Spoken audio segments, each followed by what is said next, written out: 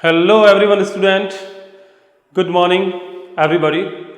आज एक नए लेक्चर के साथ में आपके साथ में हाजिर है। लेक्चर नंबर 8, चैप्टर नंबर 1 का जो लेक्चर नंबर 8 है उसके बारे में आज बात करेंगे।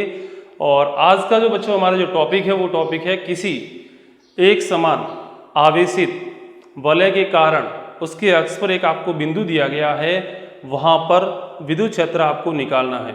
ठीक है, तो कॉपी और पेन लेकर के तैयार हो जाइए।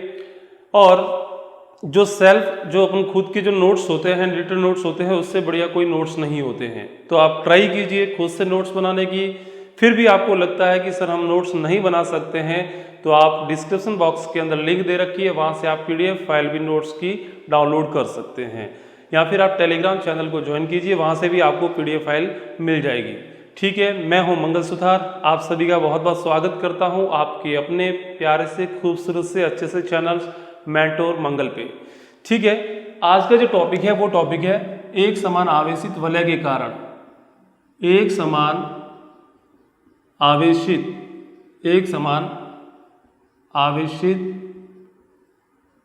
वलय के कारण, एक समान आवेशित वलय के कारण अक्ष पर विद्युत क्षेत्र, अक्ष पर विद्युत क्षेत्र, ये एक ऐसा टॉपिक है बच्चों, ये टॉपिक आपके बोर्ड के पर्पज से बहुत ज़्यादा इंपॉर्टेंट है। इसके अंदर से एक 3 नंबर का क्वेश्चन बन सकता है। हालांकि कंपटीशन के हिसाब से कोई डेरिवेशन कोई इंपॉर्टेंट नहीं है। हाँ, इसका जो फॉर्मूला लास्ट में जाकर के जो निकल के आएगा वो आपके लिए इंपॉर्टेंट है।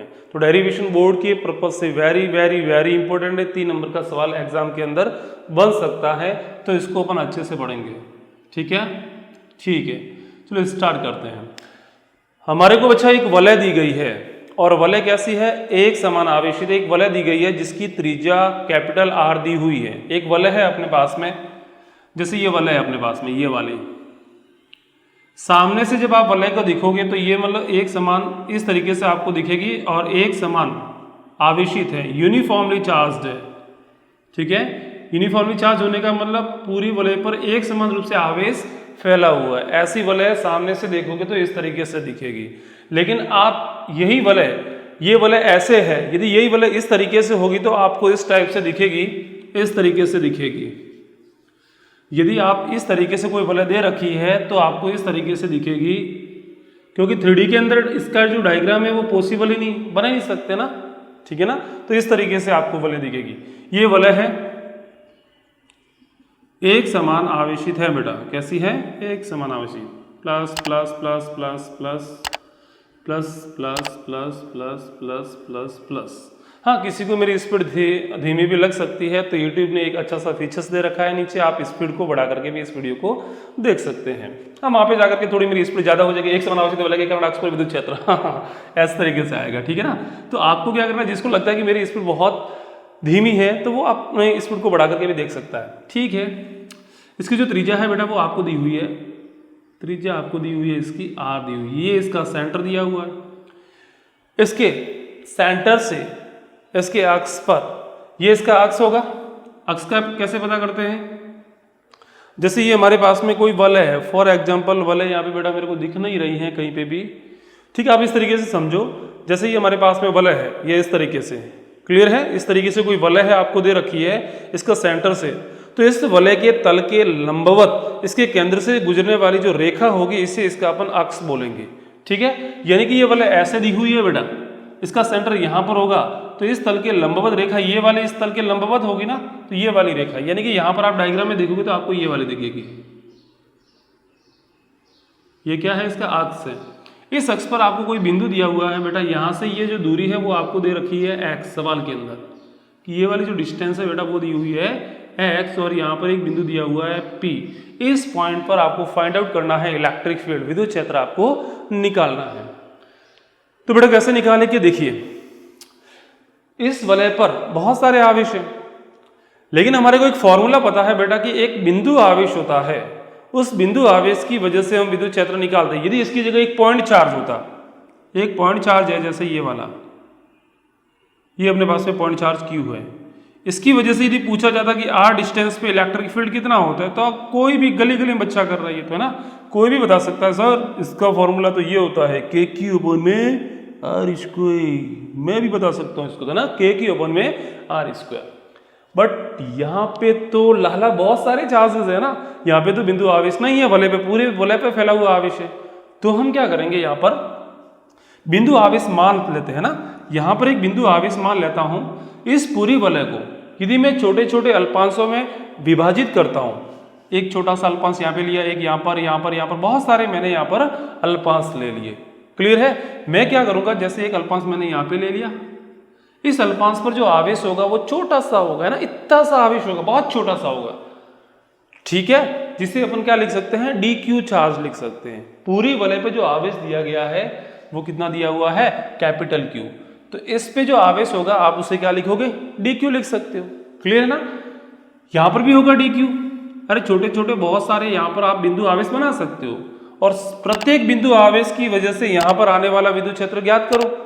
अरे यहां पर मैंने बिंदु आवेश बनाया, इसकी वजह से यहां पे ज्ञात करो, इसकी वजह से भी यहाँ पे ज्ञात करो, इसकी वजह से भी यहाँ पे ज्ञात करो। जितने भी आवेश छोटे छोटे आप बनाओगे बिंदु आवेश, प्रत्येक बिंदु आवेश की वजह से बिंदु P पर आप विद्युत क्षेत्र निकाल दो और सभी का आप क्या करो, सदिश योग कर दो। लेकिन बेटा आप कब तक बिंदु आवेश बनाते जाओगे, है ना, क्योंकि आप जब इस वलय पर बहुत सारे बिंदु आवेश बनाओगे तो बहुत सारे बिंदु आवेश बनेंगे, और सभी की वजह से जब आप विद्युत क्षेत्र निकालोगे तो हमारे पास विद्युत क्षेत्र भी बहुत सारे मिलेंगे, और सभी का आप जब सदिश योग करने जाओगे तो कॉम्प्लिकेटेड हो जाएगा। तो बेटा क्या करते हैं, हम कोई भी एक बिंदु आवेश ले लेता हूं। मैं यहां पर एक छोटा सा मैंने बिंदु आवेश ये वाला ले लिया, ठीक है। यहाँ पे थोड़ा इंक की प्रॉब्लम है, मैं इसको थोड़ा इंक भर लेता हूँ इसके अंदर, है ना, थोड़ा सब्र रखना, ठीक है। यहाँ पर मैंने एक बिंदु आवेश बना लिया, ये रहा छोटी सी dl लंबाई पर, ये लंबाई dl लंबाई मैंने ले ली, और इस dl लंबाई पर जो आवेश है वो कितना है, dq है, छोटा सा आवेश है ना। इसकी वजह से यहाँ पे निकालना है विद्युत क्षेत्र, तो ये वाली डिस्टेंस आपको पता होनी चाहिए। मान लेता हूँ कि ये डिस्टेंस कितनी है, ये डिस्टेंस अपन मान लेते हैं स्मॉल r है, कितनी है, स्मॉल r है।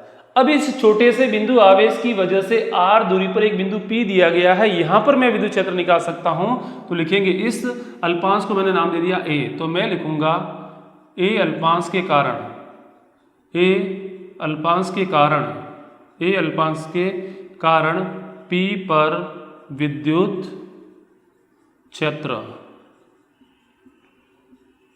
ठीक है, कितना आएगा बेटा। अब यहां पर मैंने जो लिया है वो अल्पांश लिया, छोटा सा आवेश लिया है, तो विद्युत क्षेत्र भी क्या मिलेगा, छोटा सा, है ना, छोटा सा, कितना मिलेगा, छोटा सा, DE इज इक्वल टू, लिखेंगे फॉर्मूला क्या होता है, k Q upon are square, तो लिखेंगे के क्यू की जगह चार्ज कितना है, DQ है, तो DQ लिख दो, अपॉन में आर स्क्वायर, आर का मतलब इस आवेश से इस पॉइंट की डिस्टेंस कितनी मानी हमने, R मानी, तो लिख देंगे R स्क्वायर। क्लियर है। अब यहाँ पे डायरेक्शन इंपॉर्टेंट है कि डायरेक्शन क्या निकल के आएगी, तो हमेशा बेटा ध्यान देना जो डायरेक्शन होती है वो दोनों, डायरेक्शन बताने का मैंने आपको एक तरीका, बढ़िया सा तरीका बता रखा है कि यदि ये बिंदु आवेश है और इस बिंदु आवेश की वजह से यहाँ पे विद्युत क्षेत्र निकालना है इस पॉइंट पर, तो इन दोनों पॉइंटों को मिला दो, ठीक है। अब इस पॉइंटों को मिलाने पर एक रेखा ये वाली मिलेगी, इस रेखा पर ही विद्युत क्षेत्र की दिशा आएगी। धनावेश होता है तो विद्युत क्षेत्र की दिशा इस रेखा पर बाहर की ओर मिलती है, धनावेश होगा तो ऐसे मिलती है, और ऋणावेश होगा तो दिशा ऐसे मिलेगी इसी लाइन पर। क्लियर है ना। यहाँ पर क्या है, धन आवेश है, तो जो डायरेक्शन आएगी वो कौन सी आएगी बेटा, ये वाली आ जाएगी, DE। क्लियर है। यानी कि यहाँ पे जो विद्युत क्षेत्र की दिशा है वो ये है। एक ऐसा का ऐसा, इसको सिंपल करने के लिए मैं क्या कर लेता हूं, इसके जस्ट सामने एक अल्पांश यहां पर भी बना लेता हूं, यहां पर भी एक dl लंबाई का मैंने अल्पांश लिया, और इसके ऊपर भी आवेश कितना माना मैंने, DQ मान लिया, ठीक है। इसके जस्ट सामने है, ये भी एक बिंदु आवेश होगा DQ, इसकी वजह से भी मैं यहां पे निकाल लूंगा विद्युत क्षेत्र। क्लियर है ना। तो यहां पर लिखेंगे, इसको मैंने नाम दे दिया B अल्पांश, तो लिखूंगा B अल्पांश के कारण, यहां पे लिख लेता हूं मैं ना, B अल्पांश के कारण, B अल्पांश के कारण विद्युत क्षेत्र कितना निकल के आएगा, तो अब लिखेंगे DE। हाँ, अब दोनों में कंफ्यूजन हो सकता है, इसलिए इसको नाम दे दो DE1, और B के कारण जो आएगा इसको नाम दे दो DE2। टू, ये कितना आएगा फॉर्मूला के की अपॉन में आर स्क्वायर, के लिख दो, आवेश कितना है इस पर भी डी क्यू है, अपॉन में आर यानी कि डिस्टेंस कितनी है, अरे भाई लाला ये वाला डिस्टेंस आर है तो ये डिस्टेंस भी आर होगी, क्योंकि दोनों जो ट्राइंगल है वो कैसे हैं सर्वांग सम है। कैसे, इसमें ये त्रिज्या आर है तो इसमें भी त्रिज्या आर होगी, इसमें ये डिस्टेंस एक्स है तो इसके लिए भी ये वाली जो एक्स डिस्टेंस है, दोनों त्रिभुजों के अंदर क्या है ये वाली भुजा कॉमन है, यानी कि दो भुजाएं बराबर होगी, आर और आर, एक्स और एक्स दोनों में कॉमन है।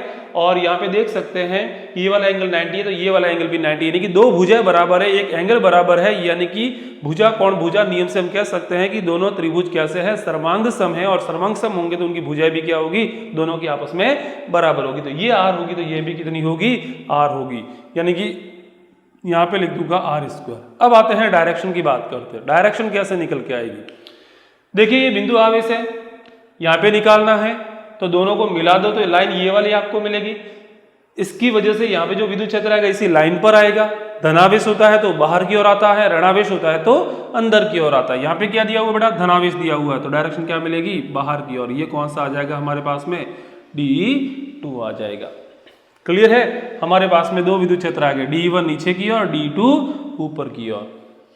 इन दोनों अल्पांशों को आप सरल करो, ठीक है, इन दोनों अल्पांशों को जब आप सरल करोगे इनकी वजह से जो विद्युत क्षेत्र यहां पर आ रहा है इन दोनों को सरल करोगे तो एक नीचे है एक ऊपर है, दोनों का रिजल्ट निकालोगे तो वो कहीं ना कहीं इनके बीच में आएगा। क्यों आएगा बीच में, देखिए D1 की वैल्यू और DT की वैल्यू देखो आप, परिमाण क्या है दोनों का बराबर है तो रिजल्ट भी इनके जस्ट बीच में आएगा। क्लियर है, मैं मान लेता हूं कि ये वाला एंगल कितना है थीटा है तो ये एंगल भी कितना होगा थीटा होगा, यानी कि टोटल एंगल 2 थीटा है तो इनके बीच में भी टोटल एंगल कितना होगा 2 थीटा होगा। अब इन दोनों का परिमाण ज्ञात करना है तो परिमाण ज्ञात करने के लिए दो सदिश दिए हुए हैं उनके बीच का कोण भी दिया गया होता है, तो उनका परिमाण ज्ञात करने के लिए फॉर्मूला होता है R = √p² + q² + 2pq cos theta. यहाँ पे थीटा कितना हो जाएगा बच्चा 2 थीटा हो जाएगा, दोनों के बीच में एंगल, क्योंकि थीटा और थीटा 2 थीटा तो यहाँ पर भी कितना बनेगा 2 थीटा। इससे भी आप आंसर निकालोगे, आंसर सही आएगा लेकिन थोड़ा लेंथी हो जाएगा प्रोसेस। एक तरीका और भी है इनको सरल करने का, वो ये है कि आप नीचे वाले के भी घटक कर दो, इसके भी 2 घटक कर दो। तो मैं जब इसके घटक करूंगा D1 के तो एक तो घटक आएगा इधर और एक घटक आ जाएगा इधर। बेटा देखो ये वाला एंगल थीटा है तो ये वाला एंगल भी कितना होगा थीटा, ये एंगल थीटा है तो ये एंगल भी कितना होगा थीटा होगा। क्लियर है, तो मैंने इसके 2 कंपोनेंट कर दिए, घटक कर दिए D1 के, एक आ जाएगा इधर DE1 cos थीटा और एक आ जाएगा इधर DE1 sin थीटा। जिस घटक के साथ में कोण बनता है, कोण इस वाले घटक के साथ में देखो नीचे थीटा इस वाले के साथ में बन रहा है, जिसके साथ में कोण बनता है वो कॉस घटक, याद रखने का एक तरीका है। और ये वाला कौन सा हो जाएगा साइन कंपोनेंट हो जाएगा। ऐसा कैसा, ऊपर वाले के भी मैं 2 घटक करता हूँ, एक घटक आएगा ऊपर की ओर और एक घटक आएगा इसी डायरेक्शन में, यानी कि ये वाला घटक तो आ जाएगा DE2 cos थीटा और ये वाला आ जाएगा DE2 sin थीटा। क्लियर है, अब हमारे पास में टोटल 4 घटक हो गए हैं, 1 2 2 ये 4। इसमें से ऊपर और नीचे वाले ये जो दोनों कंपोनेंट है ये दोनों कंपोनेंट परिमाण में बराबर है और दिशा में विपरीत है, दोनों एक दूसरे को कैंसिल कर देंगे। देखो D1 का मान और D1 का मान और D2 का मान बराबर है, साइन थीटा भी दोनों में आ रहा, दोनों एक दूसरे को कैंसिल कर देंगे क्योंकि डायरेक्शन क्या है उल्टी है। बट ये वाले दोनों जो कंपोनेंट है वो सेम डायरेक्शन में है और सेम डायरेक्शन में होने की वजह से ये दोनों परस्पर जुड़ जाएंगे। तो अपन लिख सकते हैं परिणामी विद्युत क्षेत्र, परिणामी विद्युत क्षेत्र क्या लिखेंगे DE, अरे छोटा सा, ये भी छोटा सा, रिजल्ट भी क्या मिलेगा छोटा सा DE नेट कितना आ जाएगा DE1 cos theta plus DE2 cos theta.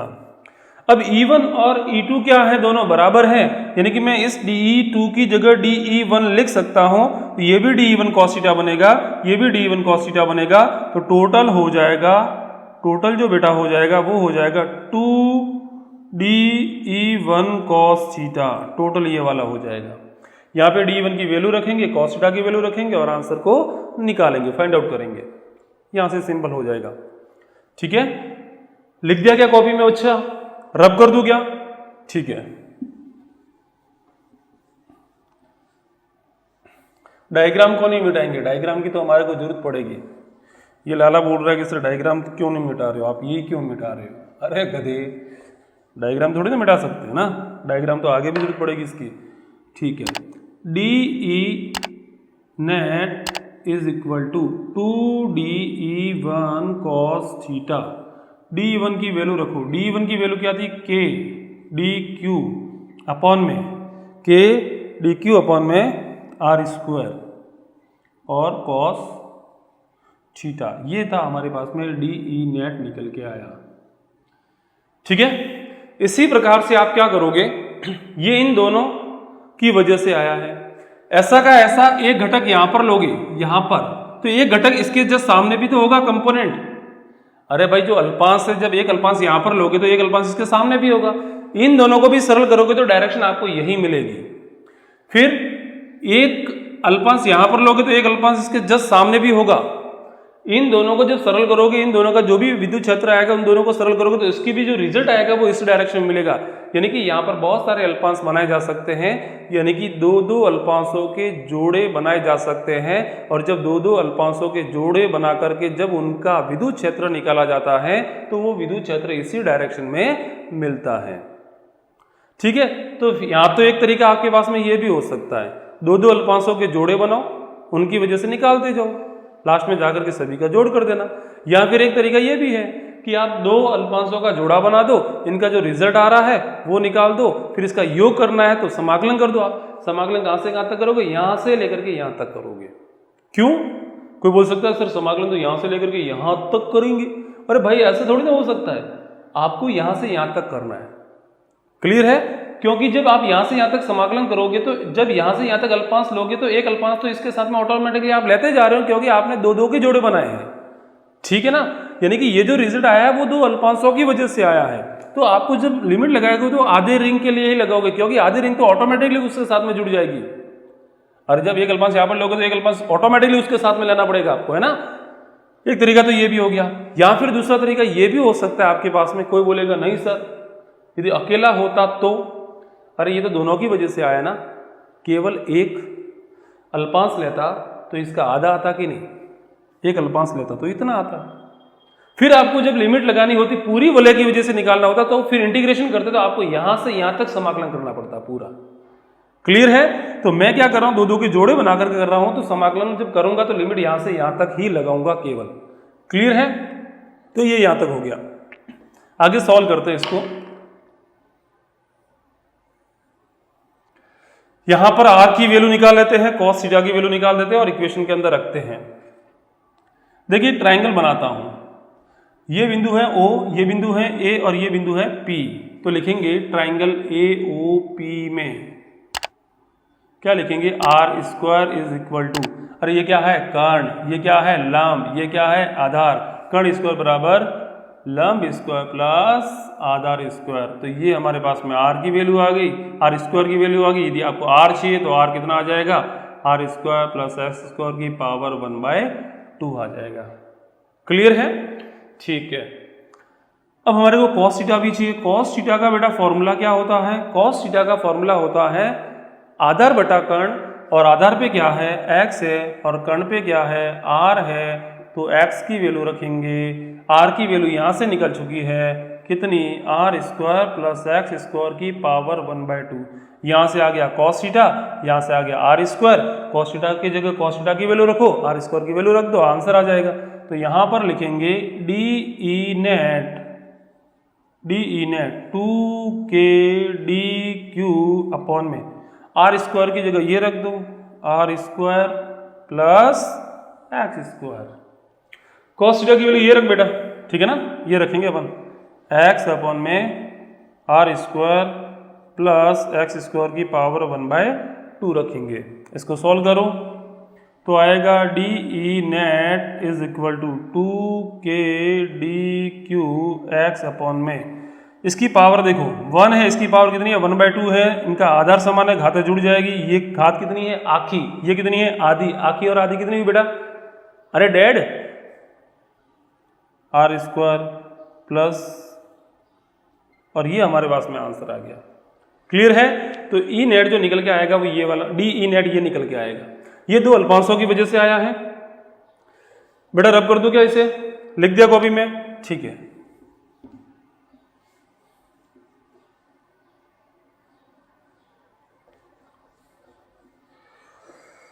देखिए डी नेट ये निकल के आया हमारे पास में। हमारे को तो पूरी वलय के कारण लिखेंगे, पूरी वलय के कारण विद्युत क्षेत्र, पूरी वलय के कारण विद्युत क्षेत्र, ठीक है।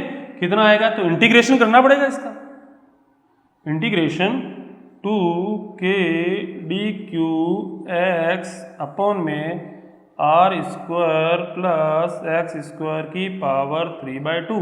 लिमिट लगाएंगे, जीरो से स्टार्ट करेंगे, यहाँ तक लगाएंगे, जीरो से लेकर के। अरे ये वाली लंबाई यहाँ से यहाँ तक कितनी होगी?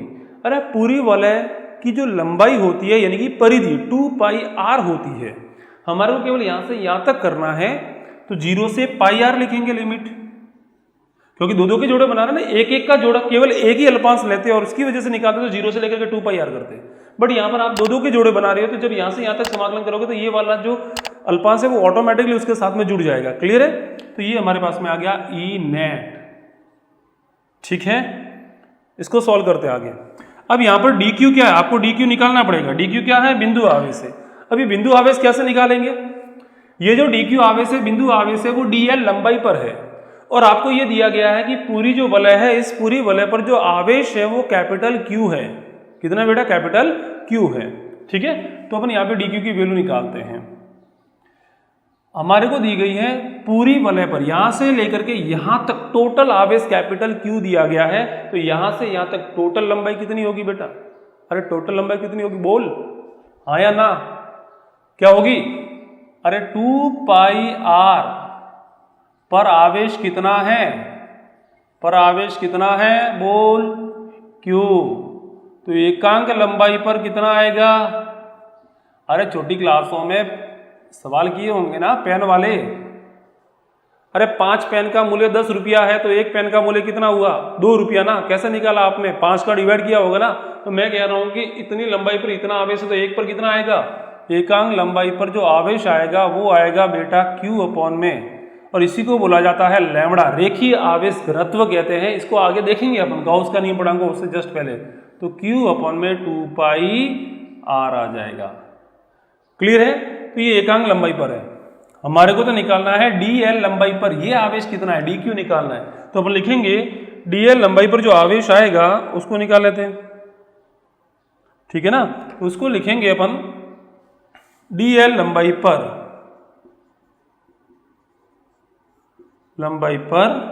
आवेश dq, वो कितना आ जाएगा बेटा? dq। अरे एकांक लंबाई पर कितना होता है? q अपॉन में 2πr। तो dl लंबाई पर निकालने के लिए dl से मल्टीप्लाई करना पड़ेगा। क्लियर है? तो ये आ गया हमारे पास में dq की वैल्यू। dq की वैल्यू इस फॉर्मूले के अंदर रखो और सॉल्व करो इसे। तो E net is equal to integration 0 से लेकर के πr तक करेंगे 2k, dq की वैल्यू है q dl अपॉन में 2πr है, और यहाँ पर है r square plus x square की पावर 3/2 है, और यहाँ पर क्या है? x है। ये हमारे पास में लास्ट में जाकर के आंसर निकलेगा। अब मैं इसे रब कर दूं क्या बेटा? लिख दिया कॉपी में, ठीक है। अब हमारे को डायग्राम की जरूरत नहीं है।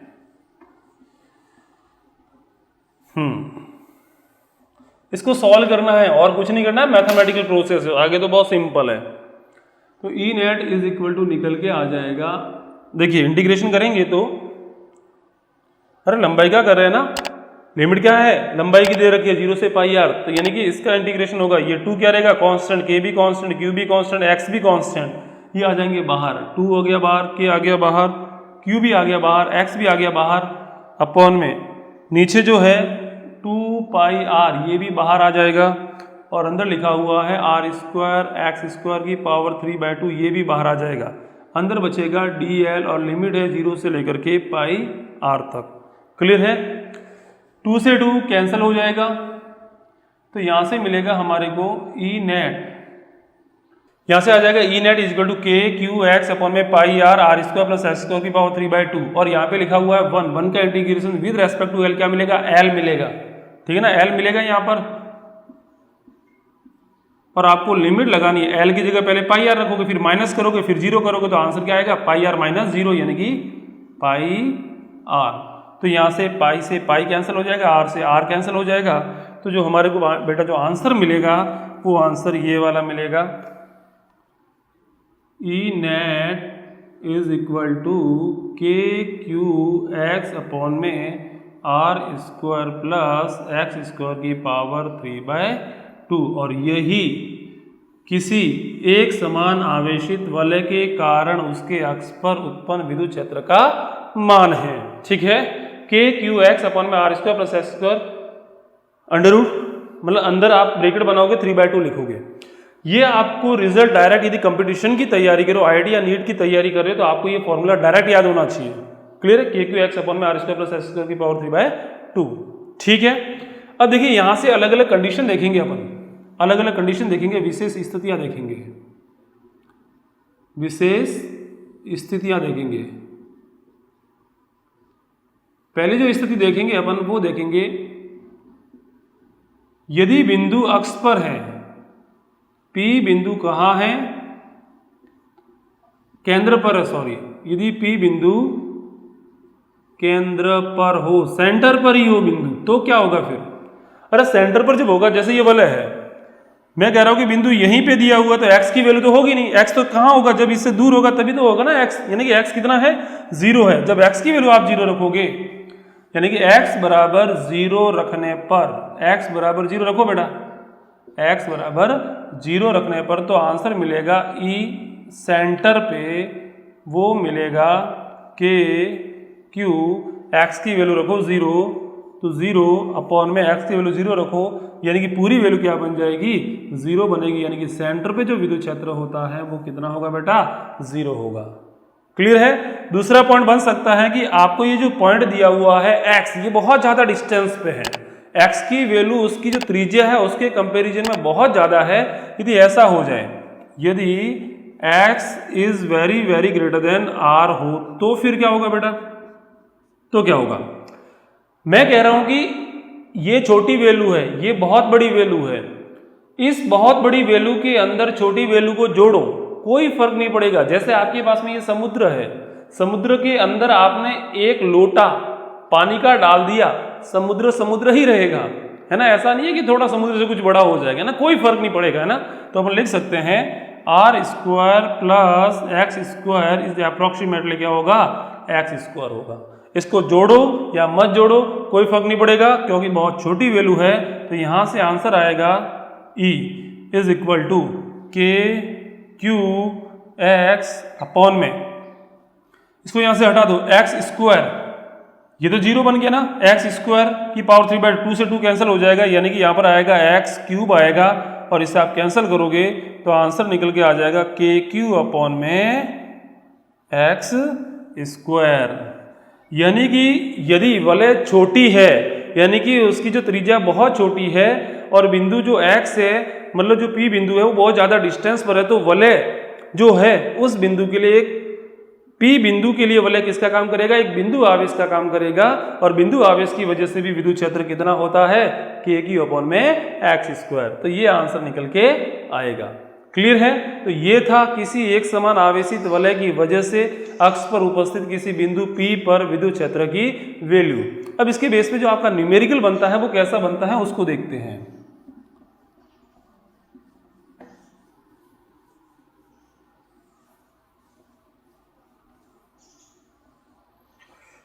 हाँ, आपको सवाल दिया गया है, इंक भर लेता हूं थोड़ी, है ना?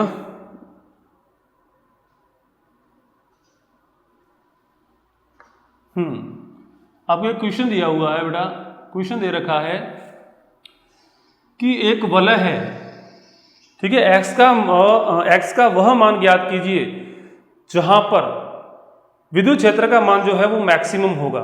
ठीक है ना? आपको लिखा हुआ है एक समान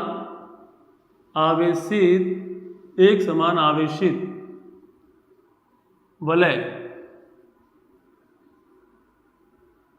वलय के लिए अक्ष पर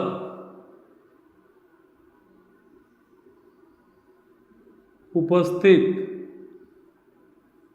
किसी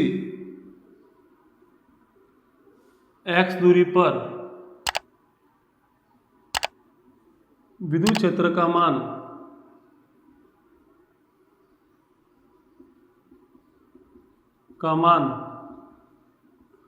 अधिकतम होने के लिए x का मान क्या होना चाहिए, x का मान क्या होना चाहिए, x का मान क्या होना चाहिए। और यदि x का मान होगा तो उस पॉइंट पर, पहला सवाल तो ये है। इसी के अंदर आपको दूसरा सवाल दिया हुआ है कि अधिकतम विद्युत क्षेत्र का मान लिखिए। अधिकतम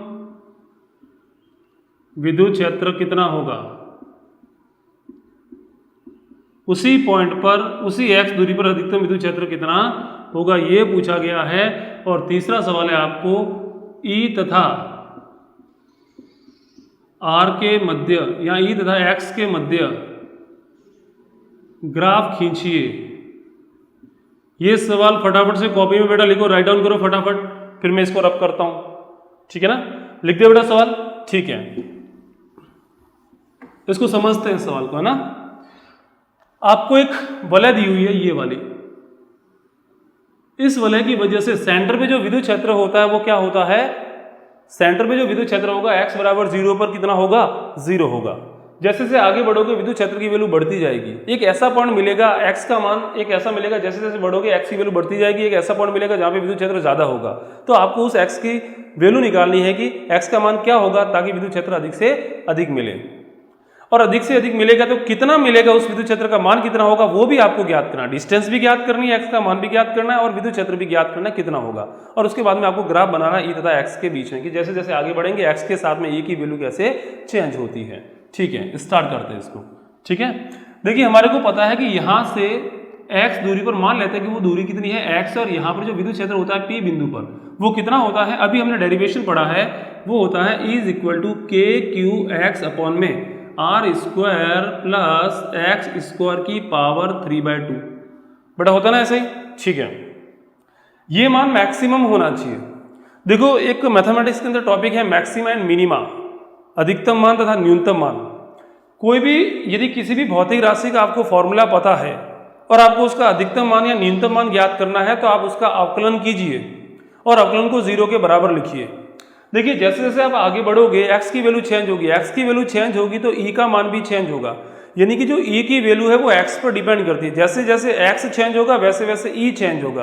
यानी कि आप क्या करो, x के साथ में E बदल रहा है, यानी कि x के साथ में E का अवकलन करो। ठीक है ना, अरे जिसके सापेक्ष राशि बदल रही है उसी के सापेक्ष अवकलन करेंगे ना। यहाँ पर x के सापेक्ष अपन E का अवकलन करेंगे और उसको 0 के बराबर करते हैं। 0 के बराबर करने पर जो आंसर x का मान निकल के आएगा वो उसका मान होगा। यानी कि अधिकतम मान निकालने के लिए, अधिकतम मान के लिए क्या होना चाहिए, जब भी अधिकतम मान हो, कहीं पे भी पूछा जाए, अधिकतम मान के लिए शर्त होती है। क्या शर्त होती है, जैसे मेरे को इसका अधिकतम मान निकालना E का, तो मैं इसका करूंगा dE/dx करूंगा और इसको किसके बराबर करूंगा, 0 के बराबर करूंगा। फिर बस x की वैल्यू निकल के आ जाएगी। क्लियर है, ठीक है, करते हैं। हाँ, इसका अवकलन करना है, इस पूरे का x के सापेक्ष अवकलन करना है। तो देखो ये अंश है और ये हर है, यानी कि हमारे पास में एक अवकलन का फॉर्मूला होता है कि जब ऊपर भी दिया हुआ है कोई चर और नीचे भी चर दिया हुआ है और आपको इसका अवकलन करना है, तो अवकलन कैसे करते हैं, d/dx जैसे आपको करना है। ठीक है ना, तो कैसे करते हैं, तो इसका अवकलन करने का जो तरीका होता है, पहले v को कांस्टेंट रखते हैं, du/dx करते हैं, फिर माइनस करते हैं, फिर क्या करेंगे अपन, u का करेंगे, dv/dx करेंगे और नीचे क्या होता है, v² होता है। बस इसी फॉर्मूले को यहाँ पर अपन काम में लेंगे। ठीक है, तो लिखते हैं, इसका अवकलन करते हैं विद रेस्पेक्ट टू x, तो लिखेंगे dE/dx इज इक्वल टू क्या आएगा, देखिए चर जो KQ तो क्या है, कांस्टेंट रहेगा ना। जब अवकलन करोगे x बदल रहा है ना, r भी कांस्टेंट रहेगा। आप KQ को पहले से ही बाहर ले लो, हमारे पास में क्या बचेगा, x अपॉन में r² प्लस x² की पावर 3/2। यानी कि ऊपर क्या है, x है, नीचे क्या है, ये है। यानी कि ये काम किसका करेगा, u का, ये काम किसका करेगा, v का। फॉर्मूला इसी को अप्लाई करना है, v, यानी कि ये नीचे वाले को एज इट इज लिखो r square plus x square की पावर 3/2। फिर क्या होता है d u by d x, यानी कि यू ये रहा, एक्स का अवकलन करना है किसके सापेक्ष, एक्स के सापेक्ष, कितना होगा 1 होगा बेटा, है ना 1। फिर लिखेंगे माइनस, फिर क्या होता है यू, यू कौन सा है ऊपर वाला, यानी कितना है एक्स है, dv बाई डी एक्स, यानी कि मेरे को v कौन सा है ये, इसका मेरे को अवकलन करना है विद रेस्पेक्ट टू x। तो कैसे करेंगे, 3/2 आगे आ जाएगा, फिर r square plus x square में से फॉर्मूला होता है ना x की पावर n, क्या होता है n x की पावर n माइनस 1, इसी फॉर्मूले को काम में लिया है। n आगे आ जाता है, यानी कि पावर मैंने आगे ले ली, फिर इसमें से इसको ऐसा का ऐसा लिखो, एक पावर कम कर दो, यानी कि n-1 होता है ना, एक पावर कम दो, यानी कि डेढ़ में से आखी गई, यानी कि आधी बचेगी 1/2। ठीक है, फिर इसके अंदर आएंगे, r क्या है कांस्टेंट, तो ये तो कांस्टेंट रहेगी ना, x चेंज हो रहा है तो 0, इसका करेंगे तो क्या आएगा 2x आएगा। ठीक है 2x, 2 से 2 कैंसिल हो जाएगा और यहाँ पर बचेगा नीचे क्या आ जाएगा इसका स्क्वायर, और जब बेटा इसका स्क्वायर करेंगे क्योंकि v स्क्वायर होता है, यानी कि पूरे का स्क्वायर करना, 2 से स्क्वायर कैंसिल हो जाएगा, तो यहाँ पर मिलेगा r square plus x square की पावर 3। ठीक है, और इसको किसके बराबर करेंगे हम, 0 के बराबर करेंगे, तो x की वैल्यू निकल के आ जाएगी। ठीक है, तो करते हैं इसको 0 के बराबर करो। जब 0 के बराबर करेंगे तो ये वाली वैल्यू इधर चली जाएगी, 0 में चली जाएगी, तो हमारे पास में केवल ये वाला स्टेप बचेगा। कौन सा स्टेप बचेगा, के Q R square x square की पावर 3/2 माइनस, यहाँ पर बचेगा 3 है, ये एक्स स्क्वायर हो जाएगा, 3x स्क्वायर हो जाएगा। ठीक है, और अंदर यहाँ पे क्या बचेगा, r square plus x square की पावर 1/2 बचेगा। क्लियर है, इसको 0 के बराबर करना है। यहाँ से हम इसको सॉल्व करते हैं और आंसर निकालते हैं। इसको हमने क्या ले लिया, यहाँ से कॉमन ले लिया है ना, r square plus x square की पावर 1/2, तो यहाँ पर क्या बचेगा 1/2 बाहर आ गया, यानी कि डेढ़ पावर में से आधी पावर बाहर आ गई, तो अंदर एक पावर बचेगी, r square plus x square ऐसा का ऐसा बचेगा माइनस 3x स्क्वायर, ये तो पूरा का पूरा बाहर आ चुका है। ठीक है, इज इक्वल टू 0, ये हमारे पास में आंसर निकल के आया। ठीक है, तो हमारे को निकाल, देखिए के क्यू को मैंने इधर भेज दिया, 0 में चला गया, ये भी इसके 0 में चला गया। ठीक है, तो यहाँ से क्या मिलेगा हमारे को, वैसे ये तो 0 हो नहीं सकता, या तो ये 0 होगा या फिर ये 0 होगा, ये वाला 0 हो नहीं सकता, r square plus x square, अरे दोनों का जोड़ हो रहा है, कभी 0 हो सकता है कि ये वाली वैल्यू कभी पॉसिबल ही नहीं है, 0 हो नहीं सकती। 0 किसको होना पड़ेगा, इसको होना पड़ेगा, तभी जाकर के 0 का मल्टीप्लाई इससे होगा, तब जाकर के हमारे को आंसर 0 मिलेगा। यानी कि यहाँ से मिलेगा r square plus x square minus 3x square is equal to 0, तो यहाँ से मिलेगा एक्स स्क्वायर में से 3x स्क्वायर गया, तो यहाँ पे माइनस का 2x स्क्वायर मिलेगा plus r square is equal to 0। यहाँ से सॉल्व करोगे तो आपको मिलेगा 2x square is equal to r square, अरे माइनस को इधर भेजोगे प्लस बनेगा ना। ठीक है, तो यहाँ से आ जाएगा, हमारे को निकालना है x, तो x square is equal to आ जाएगा आर स्क्वायर बटा 2, तो x इज इक्वल टू क्या मिलेगा, इसका आपको वर्गमूल लेना पड़ेगा, तो वर्गमूल लेंगे तो आएगा प्लस माइनस, यहाँ से आ जाएगा r अपॉन में √2, और यही हमारे पास में x की वैल्यू निकल के आ गई है। क्लियर है, यानी कि इतनी दूरी पर प्लस माइनस का मतलब क्या हुआ कि जैसे ये आपके पास में वलय है, तो यहां से सेंटर से r अपॉन में √2 डिस्टेंस पर विद्युत क्षेत्र क्या होगा, मैक्सिमम होगा। ठीक है, और इधर भी तो जा सकते हो भाई, r अपॉन में √2, यानी कि जब इधर वाला पॉइंट लोगे तो प्लस में लिखोगे, इधर वाला पॉइंट लोगे तो माइनस में लिखोगे, यानी कि दोनों ही वैल्यू आपके पास में मिलेगी, x की value plus minus r upon में √2।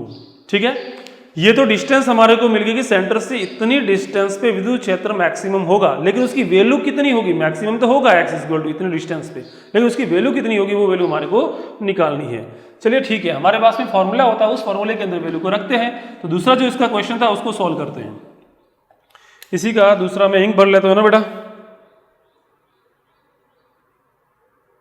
ठीक है, हाँ, अरे E इज इक्वल टू क्या था बेटा, के क्यू एक्स अपॉन में are square plus x square की पावर 3/2, एक्स की वैल्यू कितनी रखने पर, प्लस माइनस r बाय √2 रखने पर, रखो भाई इसके अंदर ठीक है ना। तो कितना मिलेगा, E is equal two plus ले रहे मतलब इधर की बात करें आप माइनस भी लिख सकते हो, तो आगे इस डायरेक्शन में मिल जाएगा विद्युत क्षेत्र। ठीक है, एक ही बात है, आप प्लस वाला लेकर के चलो, आर अपॉन में √2 अपॉन में आर स्क्वायर प्लस एक्स की वैल्यू कितनी है, आर अपॉन में √2, इसका आपको करना है स्क्वायर, तो मैंने इसका स्क्वायर कर दिया, पावर कितनी है 3/2 है। इसको सॉल्व करो बेटा, तो यहाँ से मिलेगा E is equal to k Q R upon में √2 अपॉन में आर स्क्वायर प्लस इसका भी स्क्वायर करेंगे तो आर स्क्वायर आएगा, नीचे √2 का स्क्वायर करेंगे तो 2 आ जाएगा, और पावर कितनी है बेटा 3/2 है। इसको सॉल्व करो,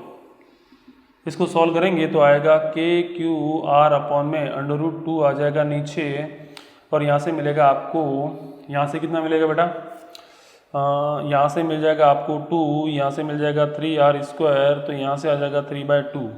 ठीक है, इसको सॉल्व करो आप, तो E इज इक्वल टू मिलेगा के क्यू आर अपॉन में √2 आ गया। ठीक है, और यहाँ से अपन को करना है 3, देखिए यहाँ पर पावर कितनी है, डेढ़ है, यानी कि एक बार तो 3 पूरा पूरा आएगा और एक बार 3 आएगा √ में आएगा, इंटू आर स्क्वायर की पावर 3/2 है, 2 से 2 कैंसिल हो जाएगा, यानी कि r³ आ जाएगा, अपॉन में इसका 2 की भी पावर कितनी 3/2, यानी कि एक तो 2 पूरा पूरा आएगा, एक √2 आ जाएगा, √2 से √2 कैंसिल हो जाएगा, तो यहाँ से जो ई मिलेगा आपको वो मिलेगा 2 ऊपर चला जाएगा, यानी कि 2kqr अपॉन में 3√3। यहाँ से ऐसा करो, एक आर से एक आर कैंसिल हो जाएगा, तो नीचे आ जाएगा r², और यही विद्युत क्षेत्र जो होगा वो मैक्सिमम होगा। ई मैक्सिमम निकाल रहे हैं हम, क्या निकाल रहे हैं, ई मैक्सिमम। ठीक है, ई मैक्सिमम, इतना विद्युत क्षेत्र हमारे पास में मैक्सिमम निकल के आ जाएगा, 2k की अपॉन में 3√3r²। अब आपको बनाना है ग्राफ, ई तथा आर के बीच में ग्राफ कैसा बनेगा वो आपको बनाना है। ठीक है, उसको भी बना लेते हैं अपन। ठीक है बच्चा, लिख दिया क्या कॉपी में, रब कर दूं? ठीक है,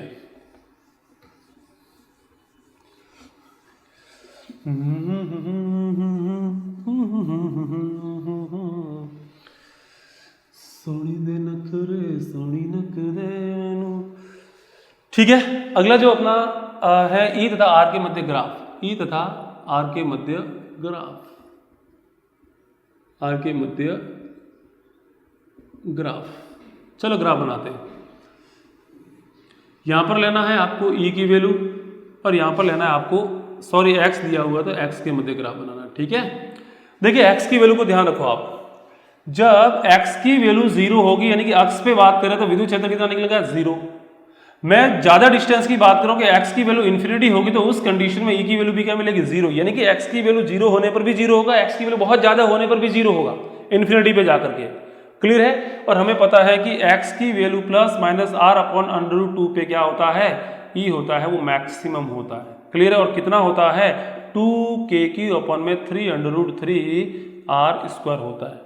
ठीक है, बस इसी को अपन काम में लेंगे। यहां पर भी कितना होता है 0, जैसे जैसे x बढ़ेगा, जैसे जैसे x बढ़ेगा और e की वैल्यू बढ़ती जाएगी, और जैसे x की वैल्यू इतनी हो जाएगी, यानी कि जैसे जैसे e बढ़ेगा वैल्यू बढ़ती जाएगी बढ़ती जाएगी बढ़ती जाएगी बढ़ती जाएगी, और जैसे ही x की वैल्यू कितनी हो जाएगी, x is equal to r upon √2 होगी, उस कंडीशन में विद्युत क्षेत्र मैक्सिमम होगा, और कितना मैक्सिमम होगा, उसकी वैल्यू होगी 2 अपॉन में 3√3kq अपॉन में r²।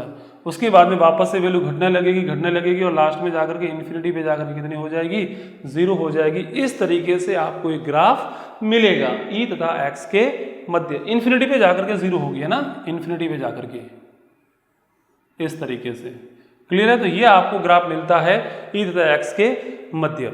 आई होप आपको ये वीडियो बहुत अच्छा लगा होगा, ये जो कॉन्सेप्ट मैंने आपको बताया वो आपको अच्छे से समझ में आ गया होगा। आपने यदि अभी तक चैनल को सब्सक्राइब नहीं किया है तो प्लीज़ चैनल को सब्सक्राइब कीजिए और शेयर कीजिए। हो सकता है कुछ ऐसे स्टूडेंट हो जिनको ये ज़रूरत है वीडियोज़ की, जो फ्री ऑफ कॉस्ट है, जो कि कोचिंग की फीस अफोर्ड नहीं कर सकते हैं, उनके लिए काफ़ी बेनिफिशियल है, काफ़ी उपयोगी वीडियो है।